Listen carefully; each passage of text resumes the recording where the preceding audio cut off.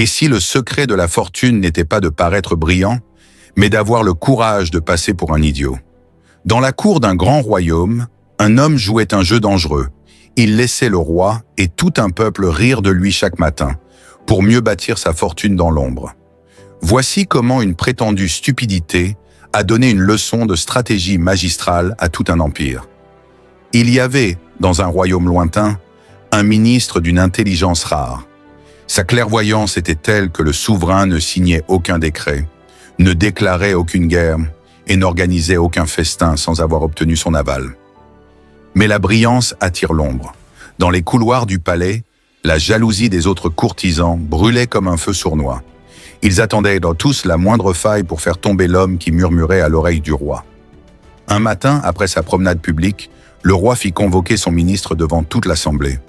Un sourire moqueur étirait ses lèvres. « Mon cher conseiller, commença le monarque, tu es l'homme le plus sage que je connaisse. Pourtant, il y a une énigme que tu ne sembles pas pouvoir résoudre. Ton propre fils.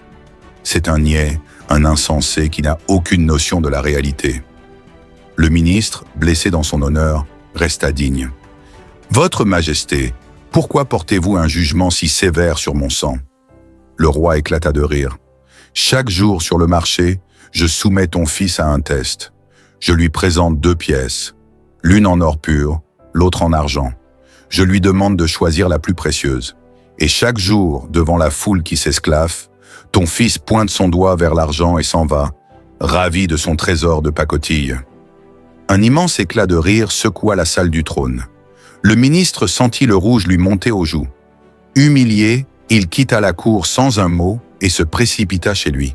Il trouva son fils dans le jardin et sans même le saluer, l'interrogea. « Dis-moi la vérité, mon fils.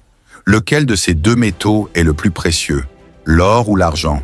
Le jeune homme répondit calmement, avec un regard lucide. « C'est l'or, mon père. Tout le monde sait cela. » Le ministre explosa. « Alors pourquoi? Pourquoi fais-tu de moi la risée du royaume? Le roi prétend que chaque matin, tu choisis la pièce d'argent devant tout le peuple. Sais-tu que ma place au conseil est menacée par tes bêtises ?» Le fils ne s'offusqua pas.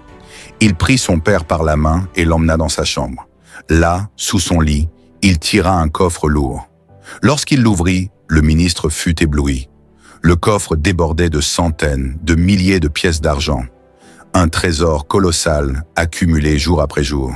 « Père, écoute-moi bien, » dit le fils. « Le roi croit qu'il s'amuse à mes dépens.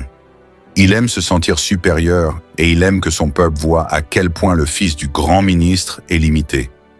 C'est son divertissement quotidien. Mais réfléchis, le jour où je choisirai la pièce d'or pour prouver ma science, le jeu s'arrêtera. Le roi ne m'appellera plus. Il ne me proposera plus jamais rien. Pour gagner une seule et unique pièce d'or et flatter mon ego, je perdrai une source inépuisable d'argent. » Le ministre resta muet de stupéfaction. Son fils n'était pas un idiot. C'était un génie de la psychologie et de la patience. Il sacrifiait sa réputation pour une sécurité financière que personne ne pouvait lui contester. La leçon est brutale mais essentielle. Dans un monde où tout le monde veut paraître intelligent, celui qui accepte de passer pour un fou possède un avantage déloyal. La véritable sagesse ne consiste pas à montrer ce que l'on sait, mais à obtenir ce que l'on veut. Ne vous souciez pas des rires de ceux qui croient vous dominer. Si vous savez que votre plan est solide, laissez-les rire.